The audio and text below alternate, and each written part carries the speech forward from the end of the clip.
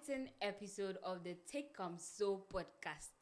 Today, we have a professor in our midst. He's a creative writer and he writes stories, he writes poems. And I think one of his poems was featured in an anthology that was launched last year by the Department of English. The professor is, I don't know. Professor, are you okay? Professor, okay. So one of his poems were featured in an anthology that was launched by the Department of English of KNUST, and his poem is actually treated by first years and second years of KNUST. The poem is called Focus on Africa. Yes, that's why today our running theme is Focus on Africa. With a standing ovation, with a jumping ovation, every ovation you have in your being. Let's welcome Professor Christopher Amo, aka aka the native son. Welcome, Hi Prof. guys, welcome to another exciting episode. A disclaimer, I'm not a professor, please. Oh, you speak into the future and it happens. No, but a disclaimer, I recently got my first degree. Okay. So I'm no professor. Okay. My name is Christopher Amo, and then on this podcast I go by TheNativeson. Okay. So yeah, my poem Focus on Africa has been featured in anthology. Woo, woo, woo, woo, woo. That's a big win, guys. I didn't want to give this whole rendition, but then Abna insists that I give us a rendition of. Maybe in the next episode I'll give the rendition because Guys, you want me, right? You want me to give the rendition always, right? Yeah. You don't know the power I have. You don't know the power I have when I'm giving my rendition. you are not introduced to my So although it's my poem, I'm not quite used to all the words. So pardon me today if I make references to my phone because not pardoned. I have it here. So focus on Africa. Focus on Africa. Focus on Africa, oh kings. You who have taken seats to rule best. End your greed and build Africa. Your sugar-coated lies are enough. You give us beautiful plans and intentions, yet you rob us like our cruel masters. You took their seats to lead us into a promising tomorrow. A tomorrow full of million possibilities. A tomorrow that glows like a fulgent fire in a starless night. But here we are, on a poverty and pain-carpeted floor. Oh. Focus on Africa. Our Mandelas fought for peace. They did. Our looters had dreams to accomplish. Yeah. Our Nkrumahs had Africa to unite. Free forever. And our Anants had the world to save. Their tolls are our long preserved today. What then have we to offer their sons and kings? Nothing. If we do not focus on Africa? Nothing.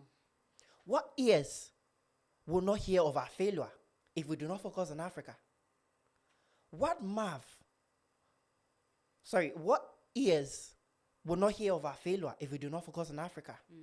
What eyes will not watch us wallow in poverty after all the wealth?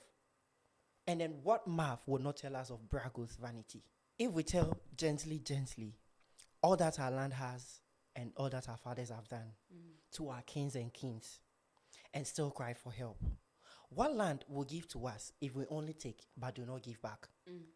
To the land of modern business, of reciprocity and mutual bargaining? Focus on Africa. While the rain is still on and infant crop grows. Initiate the maidens, the young maidens that will walk you. Focus on Africa while the rain is still on. Focus on Africa while the rain is still on and infant crop grow. What are the roots of the palms that will walk you into redemption? Initiate the young maidens that will sing with joy and gladness in streets free from rape and exploitation. Help the lads that will marry your princesses, and their active brains will come in handy. Yeah. Accord the grey that will tell the tales of us who came, lived, and conquered it all. Deep. Focus on Africa. Focus on Africa. So, this poem incites my emotions every time I look back on it or every time I read it. I'm angry right now. Because I wrote this poem as a piece that I was supposed to submit for a literature prize. But then I looked at certain things and then I chickened out. So I decided. Which literature prize was that? I think it's the SB Samira Baomia's Literature Prize. Oh. So I wanted to submit this poem and then one another poem, but then I chickened out and then I ended up not submitting it. Oh. The reason why I wrote this poem was I think it was around this same month or this same time back 2 years ago. And I was like, what was there to celebrate? Yeah. When we have independence, but then we are actually not free. Yeah, we're actually in the Ghana man So too. I took my pen and then I poured my anger into my sheet.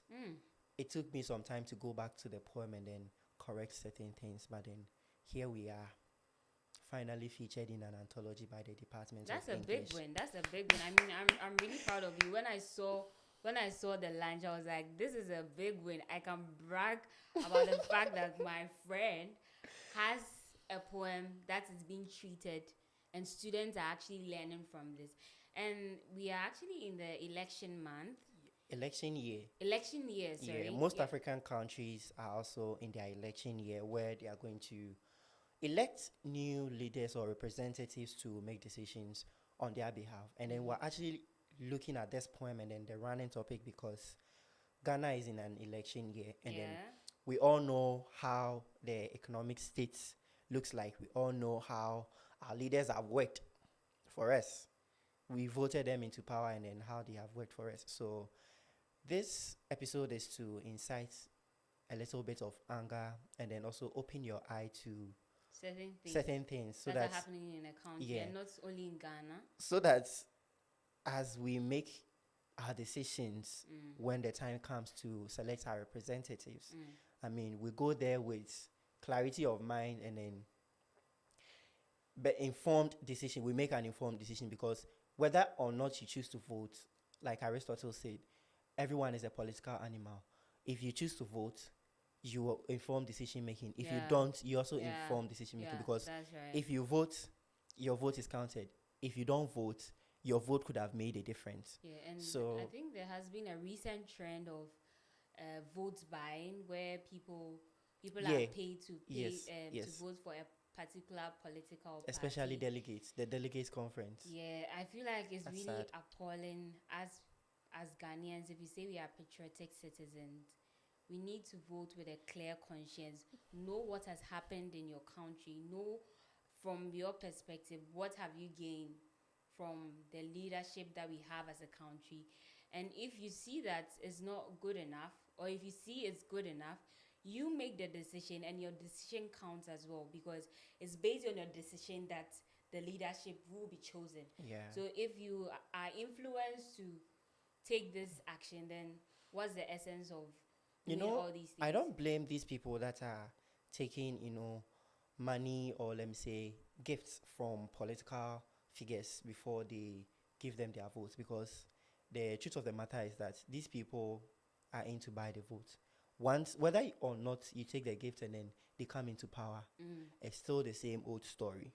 So we're not saying you should sell your votes, but then try to know that you're supposed to hold these people accountable for their actions. You have put them into power to represent you.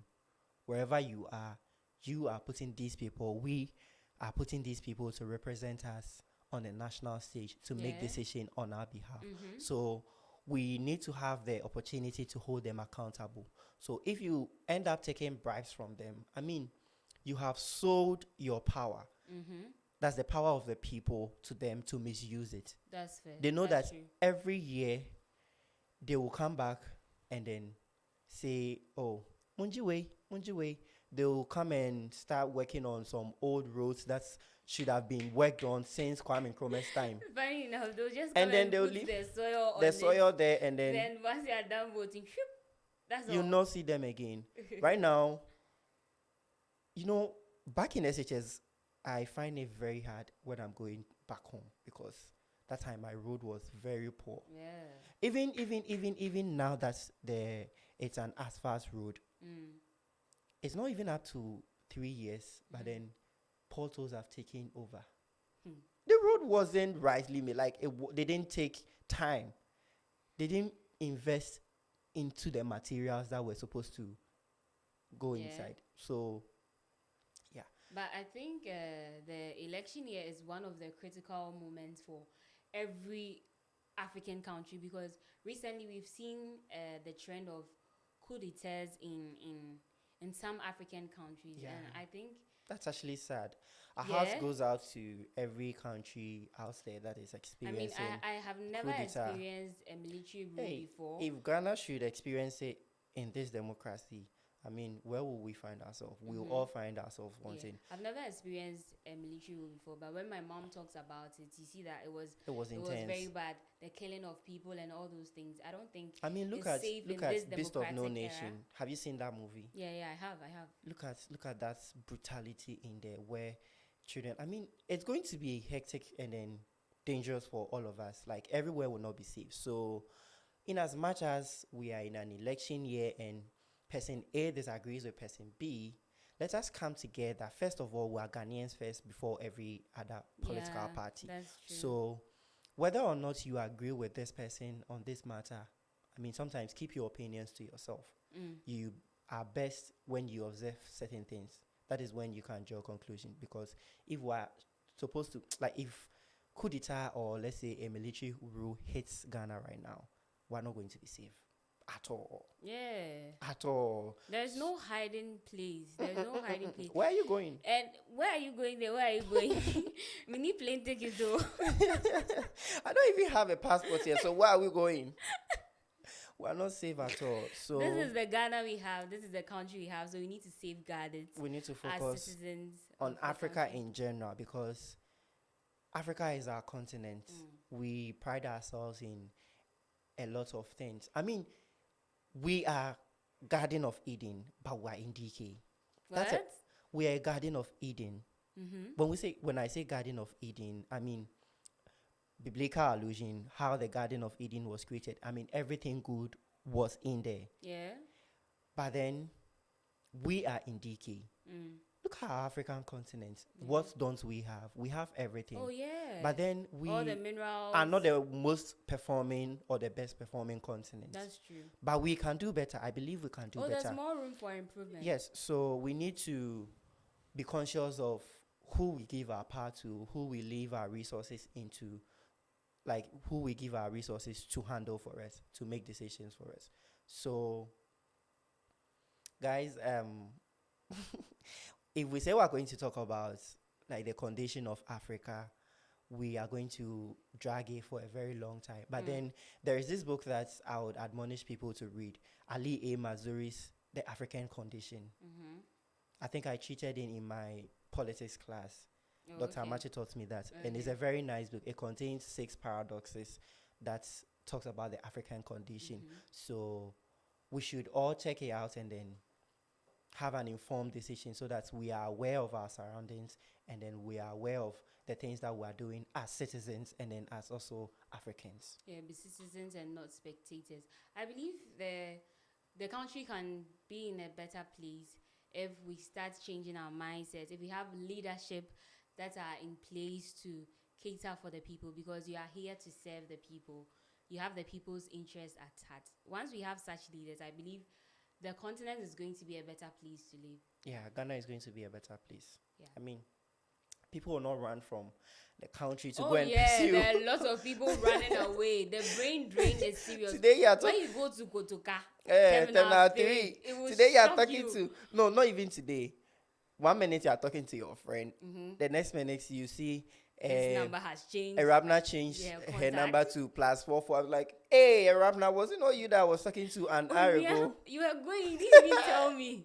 People are running. Our active brains are not coming in handy because they are all dwindling away. They are running to find greener pastures. So we are putting our hearts out there to our leaders, people in power, people who can say, right, to or let me say advocates, people who can advocate on our behalf to make our country and then our continent a better place for all of us to live in, because on my no yeah. But we are not saying that if you get the opportunity to go outside to better yourself, don't go. Oh, But take you that have to opportunity. go and come back to make Ghana a better place, because this So is my the baby, country. yeah, This is the every country we have. minute, so my baby, yeah, every It's a year. surprise for me.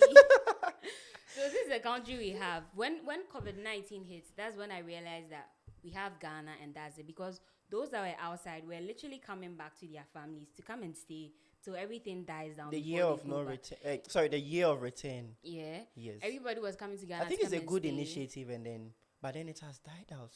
I'm talking about during the COVID time. The COVID time. Oh, yeah, okay. when people had to come from their countries back to Ghana to families because. But was it not that period that we had a year of return? Was it that? Yeah, I think so. I'm not quite sure. But then the year of return is like, to me, it was a good initiative to give the opportunity for people in diaspora to come back and then be good to the community that raised them, the country that they are from. So kudos to our fellow Ghanaians who are outside and then who are looking forward to coming back to the country and then helping us build the nation. Shout out, send us dollars, okay? Send us euros and dollars. We will be so grateful. So this is where we end today's exciting episode. Yes, Ghana is all we have. Stay in Ghana and let's make Ghana a better place. So you can subscribe to our channel, like, comment, and turn on your notifications so that whenever we post a video, you'll be able to get it. And listen to us on all podcast platforms. You can follow us on social media, Twitter, now X, Instagram, TikTok, at takeamso_podcast. Yeah. So guys, once again, whatever you're doing this week, whatever you're wrapping your head around, we wish you all the best and then we hope that you have a good one. God will work it out. Bye. See you in the next episode. Bye.